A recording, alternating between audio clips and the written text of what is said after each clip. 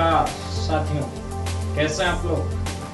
स्वागत है आपका आपके परिवार के अंदर, नेवरी परिवार में। और स्वागत के लिए तैयार है आपका होस्ट एंड दोस्त।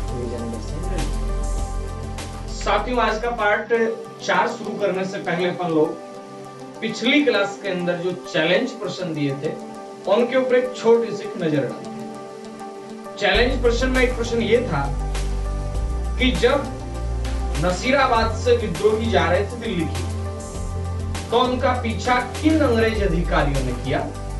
उनका पीछा किया वाल्टर व हीथकोर्ट ने। अंग्रेज अधिकारियों ने पीछा किया, कौन से थे वो दो अंग्रेज अधिकारी, वाल्टर व हीथकोर्ट। उन्होंने किया पीछा, ठीक बात है बोली। उसके बाद दूसरा चैलेंज प्रश्न ये था कि जब सेना जोधपुर से आई थी, तो जोधपुर से आई हुई सेना का नेतृत्व किसने किया था। उस जोधपुर से आई हुई सेना का नेतृत्व किया था साथियों कुशल राज सिंधवी ने। किसने किया था, मैं नाम लिख देता हूं, कुशल राज सिंधवी। और ये जो जवाब है, सबसे पहले कुशल राज सिंधवी वाला एकमात्र जवाब आया सविता वर्मा ने दिया। बहुत बहुत बधाई है सविता जी आपको। इससे यह स्पष्ट होता है कि आप अध्ययन के प्रति गंभीर हैं। बाकी साथियों ने प्रयास किया, और अधिक प्रयास करें। आपको आंसर के लिए काफी समय मिलता है, बाद में मिले तो भी कोई बात नहीं, आप कमेंट करें ताकि आपकी तैयारी का आकलन होता रहे। और ये विशेष प्रश्न है जो आ सकते हैं, पॉसिबिलिटी है इनकी, ठीक है। उसके बाद दूसरा प्रश्न था, उसका जवाब बहुत सारों ने किया। रितिका गुप्ता ने भी किया, सुमन ने भी किया, सरिता ने भी किया, बहुत सब ने किया। आप सभी को बहुत बहुत बधाइयां। अब चलते हैं आज की क्लास की ओर।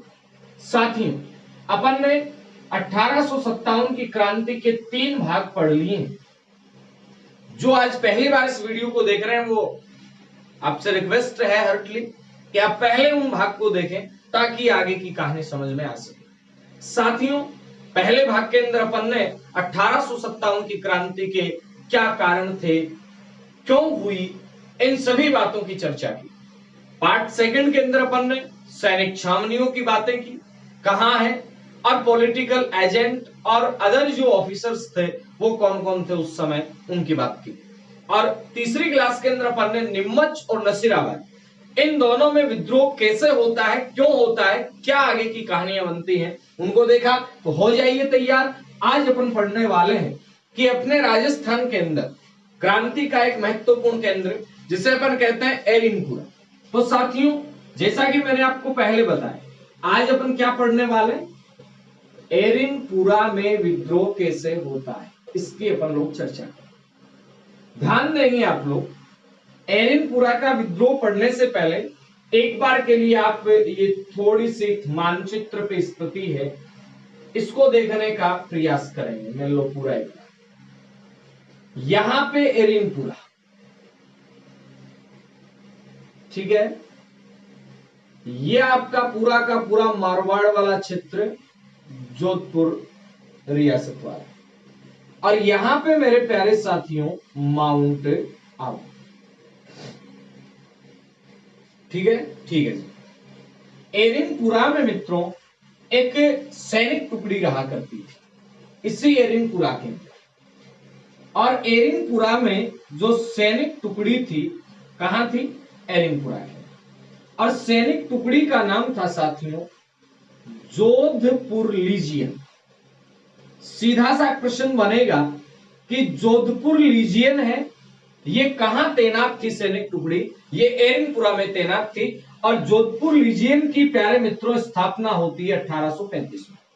यानी एरिनपुरा छावनी के अंदर जो आपके सैनिक थे, जैसे अपन ने पढ़ा था ब्यावर के अंदर मेर रेजिमेंट थी, ब्यावर में मेर रेजिमेंट पढ़ा अपन ने, कोटा में कोटा कंटीजेंट थी, उसी प्रकार से यहां पे जो थी वो थी जोधपुर लीजियन।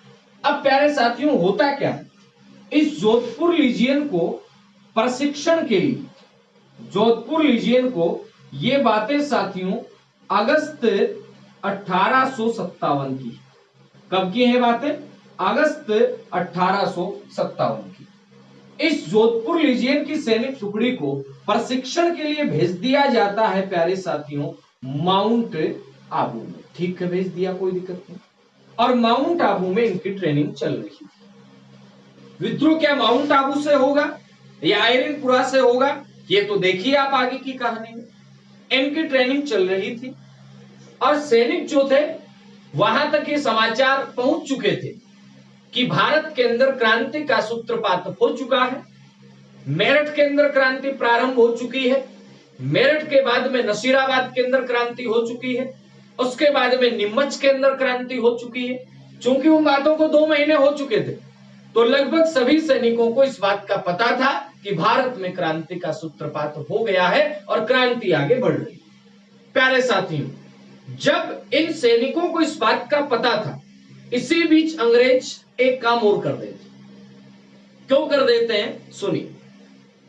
मैंने आपको पहले भी बताया था कि सामंत जो लोग थे, वो सामंत लोग अंग्रेजों के भी विरोध में थे और अपने राजाओं के भी विरोध में थे। क्यों थे जी विरोध में? क्योंकि सामंतों के विशेषाधिकार कम किए जा रहे थे। कम क्यों किए जा रहे थे? कम करने के पीछे राजाओं को थोड़ा प्रभावशाली बनाना और आर्थिक जो इकाइयां थी उन इकाइयों को ब्रिटिश साम्राज्य की ओर मोड़ना, ये दोनों कारण मुख्य थे।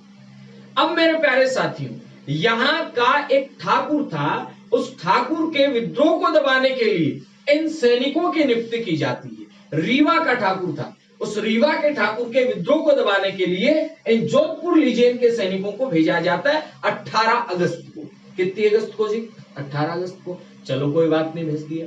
प्यारे मित्रों, 18 अगस्त को भेजा जाता है, लेकिन इस 18 अगस्त के बाद में ये सैनिक 21 अगस्त को, कितनी तारीख को?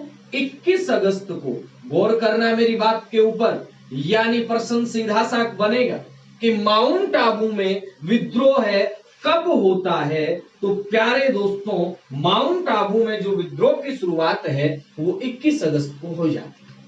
21 अगस्त को यहाँ विद्रोह की शुरुआत हो जाती है और यहाँ के जो सैनिक थे साथी, ये सैनिक क्या करते हैं? ये सैनिक यहाँ जितने भी यूरोपियन सैनिक थे, जितने भी यूरोपियन अधिकारी थे, उन अधिकारियों के जहां जहां अपन वो रह रहे थे अधिकारी, उनकी तरफ टूट पड़ते हैं। और उनके अंदर एक तो पैट्रिक जो जॉर्ज लॉरेंस था, उसका पुत्र था अलेक्जेंडर लॉरेंस, लॉरेंस, वो वहां घायल हो जाता है।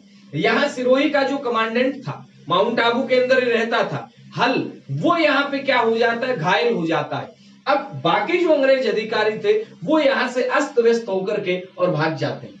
और यहाँ माउंट आबू के अंदर प्यारे साथियों, इन क्रांतिकारियों ने विद्रोह किया, यहां से लूटा इसको, और माउंट आबू से अब ये साथी एरिनपुरा की ओर आ जाते हैं। और 23 अगस्त को, कितनी तारीख की बात कर रहा हूं मैं, गौर करना बात के ऊपर, 23 अगस्त की बात कर रहा हूं मैं। इस 23 अगस्त को कहां पे विद्रोह का बिगुल बज जाता है? एरिनपुरा के अंदर। और एरिनपुरा के अंदर विद्रोह का जो बिगुल बजाया था, उनके अंदर शीतला प्रसाद था, मोती खां था और तिलक राम था। साथियों, प्रश्न बनेगा यहां से, याद रखिएगा कि एरिनपुरा में क्रांति का डंका किसने बजाया? तो एरिनपुरा के अंदर क्रांति का डंका इस 23 अगस्त को जो बजाते हैं, उनके अंदर कौन कौन थे? उनके अंदर था, एक तो था मोती खां, एक था शीतला प्रसाद, और प्यारे साथियों इसके साथ साथ एक था तिलक राम। ये जो तीनों के तीनों बंदे हैं, इन्होंने यहां पे क्या किया? इन्होंने यहां पे क्रांति को आगे बढ़ाया। 21 अगस्त को क्रांति कहां शुरू हो रही है? माउंट आबू के अंदर। यही क्रांतिकारी आते हैं और एरिनपुरा वाले जो पहले से तैनात यहाँ पे थे सैनिक, वो इनका स्वागत करते हैं और इनके क्रांति वाले बिगुल बजाने की बात को सही ठहराते हैं। और यहाँ से ये एरिनपुरा छावनी को लूटते हैं, एरिनपुरा छावनी को लूटते हैं, यहाँ के रेलवे स्टेशन को लूटते हैं और उसके बाद में यहां से चल पड़ते हैं दिल्ली की ओर। किधर चल पड़ते हैं? दिल्ली की ओर। जैसे ही प्यारे साथी ये मोती खां, शीतला प्रसाद और तिलक राम, ये तीनों के तीनों जाते हैं दिल्ली की ओर, यानी कहने का मतलब नेतृत्व में पूरे के पूरे एरिनपुरा के जो सैनिक थे वो दिल्ली की ओर कूच कर जाते। जैसे ही इनके दिल्ली की ओर कूच करने का समाचार मिलता है जोधपुर के महाराजा, मैंने पहली क्लास में, दूसरी क्लास में बताया था कि क्रांति के समय जोधपुर का महाराजा कौन था? तख्त सिंह था। कौन था? तख्त सिंह। जैसे ही सूचना मिलती है तख्त सिंह को, तख्त सिंह वहां से एक सेना भेज देता है। कहां से? जोधपुर से। ये किधर जाना चाह रहे हैं? ये जाना चाह रहे हैं दिल्ली की ओर। और इधर प्यारे साथियों, इधर से जो आपका तख्त सिंह था, कौन? तख्त सिंह। तख्त सिंह आप कहेंगे कहां से थे? तख्त सिंह प्यारे साथियों जोधपुर के महाराजा।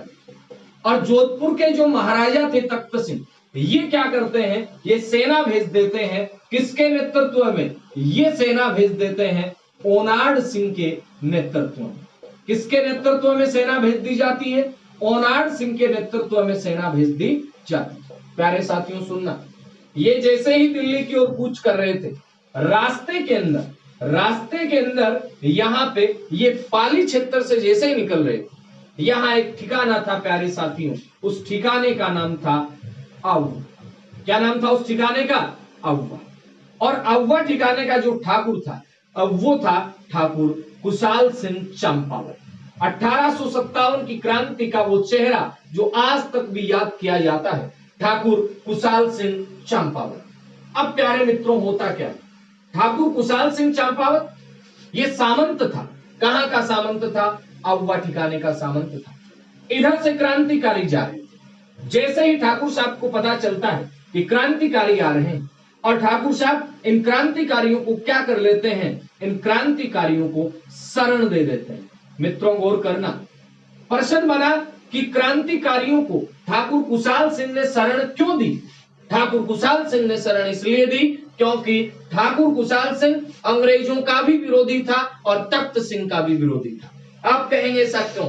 ऐसा इसलिए क्योंकि ठाकुर कुशाल सिंह भी एक सामंत थे और सामंतों के विशेषाधिकारों को अंग्रेज कम करवा रहे थे, राजा कम कर रहे थे। और उसी का परिणाम था कि ठाकुर जो कुशाल सिंह थे, उन्होंने इन क्रांतिकारियों को क्या दी? शरण दी। प्यारे मित्रों गौर करेंगे मेरी बात के ऊपर। ठाकुर कुशाल सिंह ने जैसे ही इनको शरण दी, और ये बात पता चल जाती है किसको? जॉर्ज पैट्रिक लॉरेंस को। ये बात किसे पता चल जाती है? George Patrick Lawrence. और जॉर्ज पैट्रिक लॉरेंस मित्रों क्या करता है? जॉर्ज पैट्रिक लॉरेंस है वो यहां आदेश देता है जोधपुर के राजा को, और जोधपुर के राजा क्या करते हैं? ओनाड सिंह के नेतृत्व में सेना भेजी देते हैं। और उधर से जो आपका जॉर्ज पैट्रिक लॉरेंस था, वो जॉर्ज पैट्रिक लॉरेंस में मित्रों क्या करता है? वो भी एक अधिकारी को भेजता है, और उस अधिकारी का नाम था हीथकोट। क्या नाम था? हीथकोट। हीथकोट को इसलिए भेजता है ताकि युद्ध के अंदर ओनाड सिंह को वो परामर्श दे सके, वो सलाह दे सके। चलो ठीक है मित्रों, इधर से ओनाड सिंह था, और ओनाड सिंह के साथ साथ अंग्रेज अधिकारी और आ जाता है। और वो जो अंग्रेज अधिकारी था मित्रों, वो अंग्रेज अधिकारी कौन था? Captain Heathcote. मित्रों ध्यान देना मेरी बात के ऊपर। हीथकोट और ओनाड सिंह, इनके दोनों के नेतृत्व में राजकीय सेना। इन दोनों के नेतृत्व में कौन सी सेना थी? राजकीय सेना थी। ध्यान देना साथियों। अब क्या होता है? इस राजकीय सेना, इधर से राजकीय सेना अव्वा की ओर आती है। इधर से जो कुशाल सिंह जी थे, ये अव्वा के अंदर थे। राजकीय सेना फिर अव्वा की ओर बढ़ती है। कुशाल सिंह अपनी टीम के साथ यहाँ पे थे। आप कहेंगे कुशाल सिंह की टीम में कौन कौन थे? तो प्यारे मित्रों मैं आपको बता देना चाहता हूं, यहाँ पे कुशाल सिंह की टीम के अंदर आसोपा जो था, उस आसोपा के ठाकुर थे। आसोपा के ठाकुर थे शिवनाथ सिंह जी।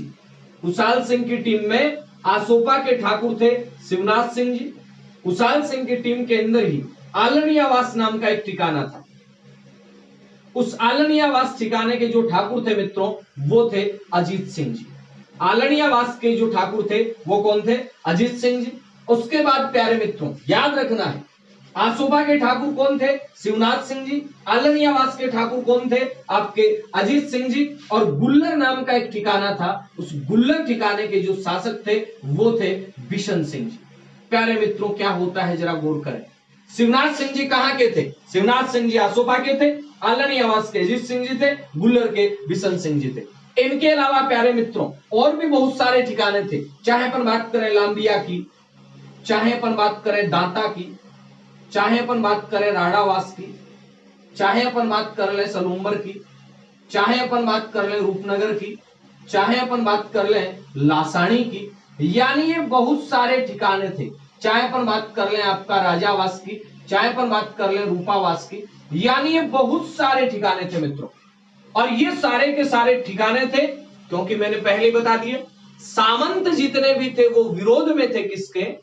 राजा के भी, अंग्रेजों के भी। इन सब की विशाल सेना, नेतृत्व करता कौन? ठाकुर कुशाल सिंह।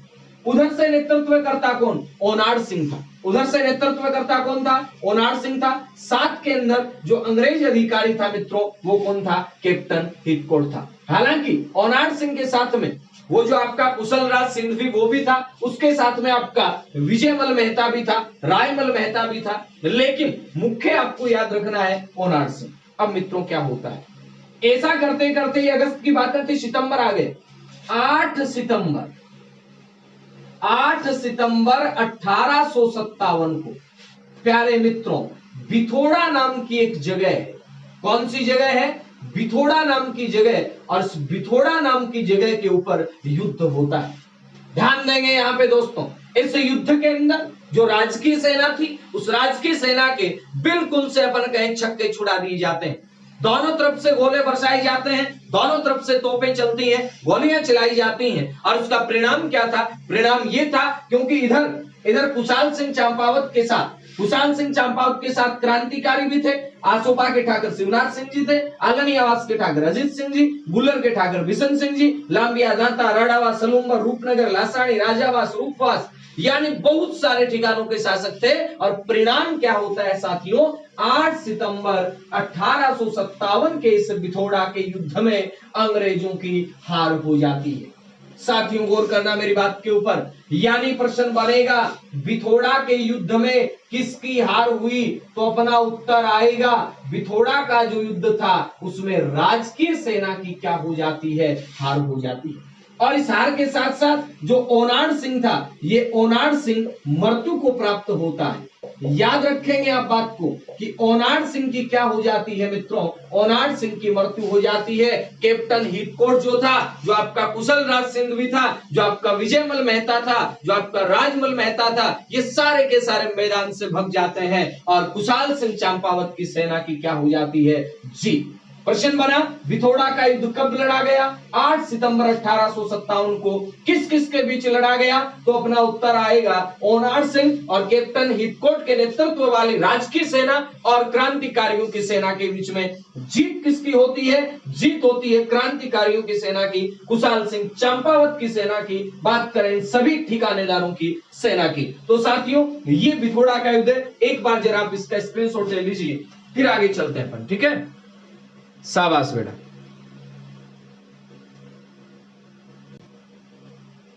हाँ शाबाश बेटा। तो याद क्या रखना है, यहाँ पे तख्त सिंह मारा गया था, सॉरी ओनाड सिंह मारा गया था, कैप्टन हिटकोर्ट भाग गया था, ओनाड सिंह के साथ 76 सैनिक और भी मारे गए थे साथियों, याद रख लेना।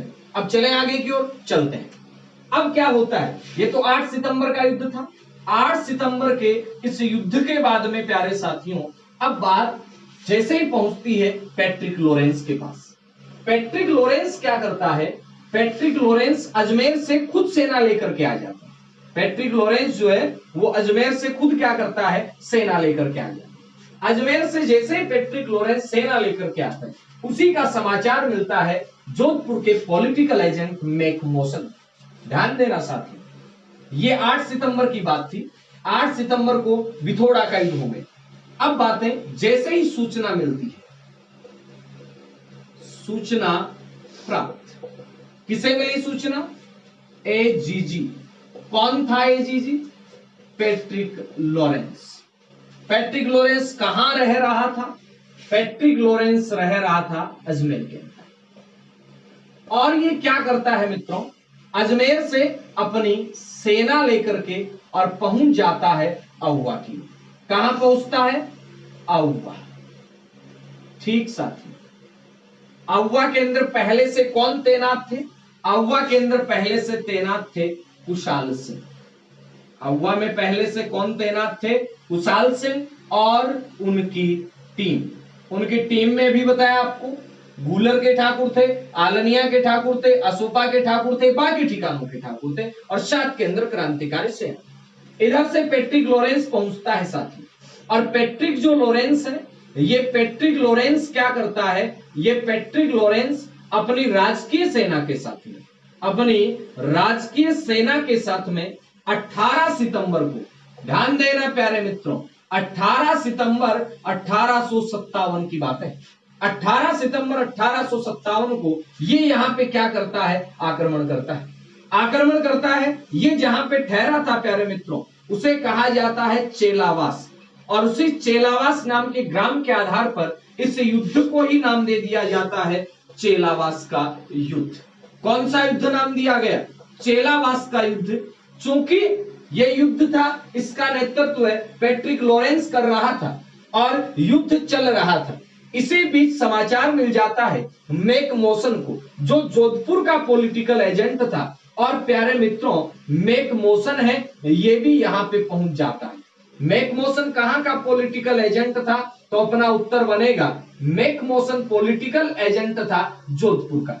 और मैक मॉसन यहां पहुंचता है, पैट्रिक लॉरेंस यहां पे पहुंचता है, इधर से कुशाल सिंह चंपावत के नेतृत्व वाली सेना, दोनों सेनाओं के बीच भयंकर युद्ध लड़ा जाता है। और युद्ध का परिणाम क्या होना था आपको पता है, गोरों की यहां भी क्या हो जाती है, हार हो जाती है। और चेलावास का जो युद्ध था, ये एक विशुद्ध रूप से किस किस के बीच लड़ा गया था, काले और गोरों के बीच लड़ा गया था। इसीलिए इस युद्ध को कहा जाता है काले गोरों का युद्ध। उस समय तत्कालीन परिस्थितियों के आधार पर नाम दिया गया, तो गोरे बोले तो अंग्रेज, काले अपन थे ही सारे, काले गोरों का युद्ध इस युद्ध को कहा जाता है। ध्यान देंगे मित्रों यहाँ पे। अब मैक मॉसन जैसे ही आता है, और मैक मॉसन है ये क्रांतिकारियों के हाथ चढ़ जाता है। मैक मॉसन है ये होशियार बन के आया कि मैं तो पता नहीं क्या तीर मार लूंगा, लेकिन प्यारे मित्रों आपको पता है मैक मॉसन कुछ नहीं कर सका, और मैक मॉसन आ जाता है किसके हाथों में, क्रांतिकारियों के हाथों में। मैक मॉसन आया था अपनी छवि दिखाने के लिए और अपने प्राण गंवा बैठता है। और क्रांतिकारियों ने प्यारे साथियों क्या किया, क्रांतिकारियों ने एक मैक मॉसन का क्या किया, सिर काटा। मैक मॉसन का सिर काटा, और सिर काट करके अव्वा का जो किला था साथियों, ये जो अव्वा का किला आप देख रहे हैं, इस अव्वा के किले के मुख्य द्वार के ऊपर इसकी जो खोपड़ी है इसको टांक दिया। और उसके बाद से आज तक मेवाड़ के अंदर लोकगीत भी चलते हैं कि ढोल बाजो चंग बाजो और बाजो बाकियो, के ढोल बाजो चंग बाजो और बाजो बाकियो, मेजर ने मार के किला ऊपर टांकियो।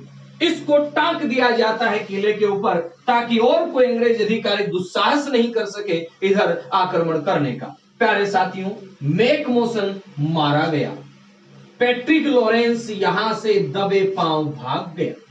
पैट्रिक लॉरेंस इधर से ब्यावर देते हुए, नसीराबाद देते हुए, और वापस कहां पहुंच जाता है प्यारे मित्रों, अजमेर पहुंच जाता है। प्रश्न बना कि 18 सितंबर को कौन सा युद्ध लड़ा गया, तो आपका उत्तर आएगा चेलावास का युद्ध। ये किस किस के बीच लड़ा गया, कुशाल सिंह और टीम, साथ के अंदर पैट्रिक लॉरेंस, साथ में मैक मॉसन। मैक मॉसन को यहां मार दिया जाता है, सिर काट क्या हुआ कि किले पे टांक दिया जाता है। और इस प्रकार से 8 सितंबर के बाद में 18 सितंबर के इस दूसरे युद्ध के अंदर भी अंग्रेजों की क्या हो जाती है, हार हो जाती है। प्यारे साथियों गौर करना, स्क्रीनशॉट ले लो बेटा एक बार इसका, फिर आगे चलते हैं। शाबाश, ले लिया, वेरी गुड, हटा दो। अब साथियों क्या होता है ना, जैसे ही 8 सितंबर के युद्ध में जीत होगी, किसकी होगी जीत, 8 सितंबर के युद्ध में भी जीत आपकी क्रांतिकारियों की हुई, और 18 सितंबर के अंदर भी जीत किसकी हुई, क्रांतिकारियों की। अब देखो दोस्तों क्या होता है। 8 सितंबर कौन सा युद्ध, विथोड़ा का युद्ध। 18 सितंबर कौन सा युद्ध, चेलावास का युद्ध। अब साथियों चूंकि इधर दिल्ली में क्रांतिकारी तैयार थे, अपने वाले सैनिक कहां थे, एरिनपुरा से बढ़ के अव्वा में आ गए थे।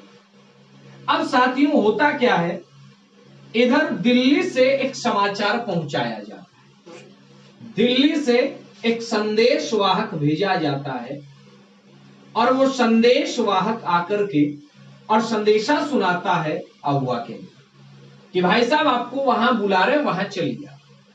अव्वा वाला जो मामला था पूरा का पूरा चारों तरफ फैल चुका था। अव्वा के जितने भी सैनिक और क्रांतिकारी थे, ये सारे के सारे जो सैनिक हैं, सारे के सारे क्रांतिकारी हैं, और साथ के अंदर प्यारे मित्रों ये जो आपके सामंत थे, ये जो आपके ठिकानेदार थे, ये सभी के सभी 10 अक्टूबर को, कितनी तारीख को, 10 अक्टूबर को, ये 10 अक्टूबर को यहां से चलने का निर्णय लेते हैं।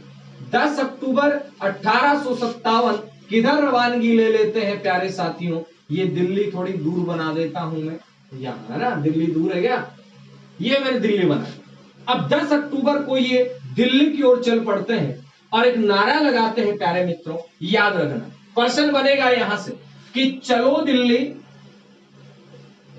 चलो दिल्ली मारो फिरंगी, चलो दिल्ली मारो फिरंगी नारा कहां लगाया गया था, किसने लगाया था। तो याद रखना ये नारा एरिनपुरा छावनी के जो सैनिक थे, साथ के अंदर जो अव्वा के ठिकानेदार अव्वा के अंदर इकट्ठे हो रखे थे, उन्होंने शिवनाथ सिंह के नेतृत्व में ये क्या किया, नारा लगाया और चल पड़े दिल्ली की ओर। साथियों ये जाते हैं रेवाड़ी, दिल्ली की ओर जा रहे हैं चूंकि, अब ये यहां से क्या करते हैं साथियों, रेवाड़ी पहुंचते हैं, रेवाड़ी के बाद में अब ये नारनौल पहुंचते हैं। साथियों गौर करना, नारनौल में जैसे ये पहुंचते हैं वैसे ही जो आपका असोपा का ठाकुर था शिवनाथ सिंह, उसके पास समाचार पहुंचता है कि आपकी जागीर को हड़प लिया गया है, और इस जागीर के हड़पने के डर से शिवनाथ सिंह जी अंग्रेजों के सामने आत्मसमर्पण कर देते हैं, अंग्रेजों के सामने आत्मसमर्पण कर देते हैं शिवनाथ सिंह जी, और वहां से उनको नजरबंद करके लाया जाता है। आपके लिए एक चैलेंज प्रश्न है, क्या आपके लिए चैलेंज प्रश्न ये है प्यारे मित्रों कि शिवनाथ सिंह को किस किले में नजरबंद किया गया, शिवनाथ सिंह को किस किले में नजरबंद किया गया। शिवनाथ सिंह नारनौल से वापस आ जाते हैं और नारनौल के अंदर प्यारे मित्रों यहां फिर एक युद्ध लड़ा जाता है, और इस युद्ध में इधर से कौन थे, इधर से थे क्रांतिकारी, और क्रांतिकारियों के सामने एक अंग्रेज अधिकारी था गराड, यानी यहां कमांडर गराड के नेतृत्व में, और साथ के अंदर राजकीय सेना। इस गराड एवं राजकीय सेना के सामने क्रांतिकारी हैं, वो हथियार डाल देते हैं, क्रांतिकारियों का हौसला टूट जाता है। और ये प्यारे साथियों 16 नवंबर की बात है, 16 नवंबर 1857 को यहां क्रांतिकारियों की क्या हो जाती है, हार।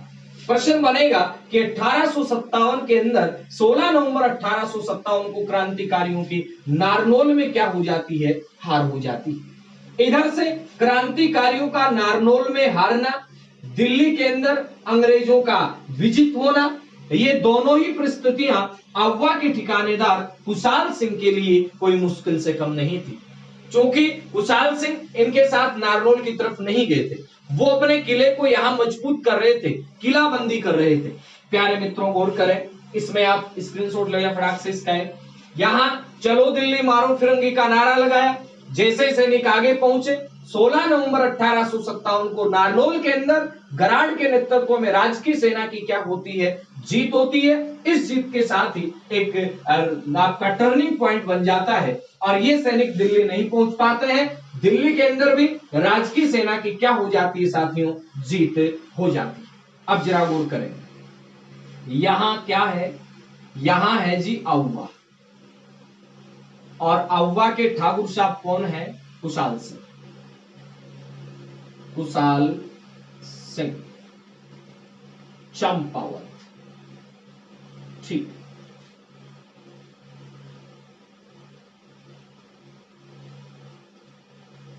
एक बड़ा दिया लंबी सारी मुझे, ठीक है, कुशाल सिंह चंपावत। अब प्यारे मित्रों, इस बिथोड़ा के युद्ध में अंग्रेजों की क्या हो गई, बिथोड़ा का युद्ध अंग्रेजों की हार, चेलावास का युद्ध अंग्रेजों की हार, हार का कारण कौन बना, कुशाल सिंह चंपावत। अब प्यारे मित्रों, लॉर्ड कैनिंग के आदेश पर, लॉर्ड कैनिंग के आदेश पर एक संयुक्त सेना बनाई जाती है। क्या बनाई जाती है प्यारे मित्रों? एक संयुक्त सेना। संयुक्त सेना में दिशा जो गुजरात के अंदर पालनपुर, पलस में नसीराबाद, इन दोनों छावनियों के लगभग 1800 सैनिकों को तैयार कर लिया है। किस काम के लिए? अफवाह पर आक्रमण करने के लिए। और नेतृत्व है ये प्यारे मित्रों दे दिया जाता है कर्नल होम्स को। नेतृत्व किसे दे दिया जाता है? कर्नल होम्स को।